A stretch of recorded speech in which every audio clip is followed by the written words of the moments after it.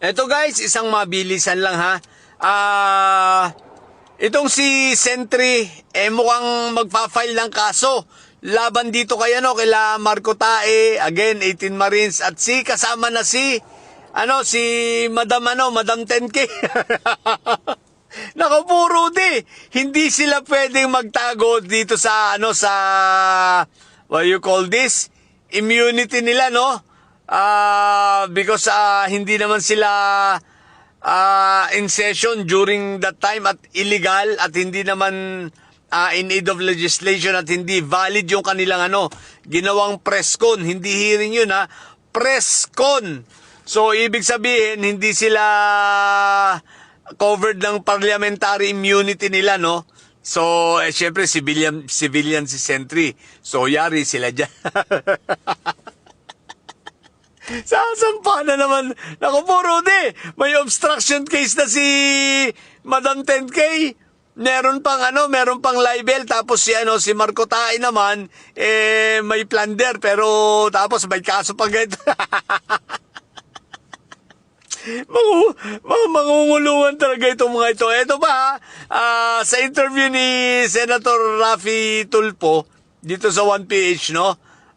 Nila Senedo at nila Senedo Llamas tsaka si Bok, anong pangalan ba ito? Yun, nabanggit niya ron na nag-usap sila ni Senator Erwin at plano nilang i-elevate ito sa korte. Ibig sabihin kasi yung mga pinagsasabi nitong 18 Marites at saka itong sila Kawatano, si Madam 10K at si Marco Tae. So, ewan ko lang kung may tutuloy kasi syempre senador sa senador yan pero sana ituloy, no? I-elevate nila, mukhang ang napag-usapan parang gustong idemanda ni Senator Erwin itong mga ito.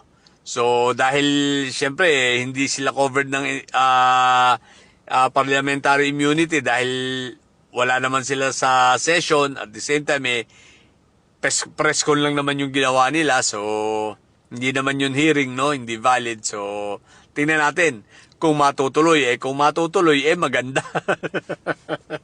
Pero siguradong tuloy na si Sentry. Syempre sakit ng ulo ng mga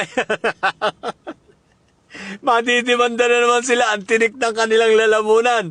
Go Sentry, go! Go Sentry, go Sentry, go! Yun lang muna. So, good luck sa mga didilis na ito. Iyak na naman talaga mga ito. What the heck, sa mga bobong didilis at may sayad na nyo. Ang tatay nyo ay preso, ang BP nyo ay bobo. Manatili kayo mga bobo at may sayad. Sapagkat ang may sayad ay lagi high blood. Bye!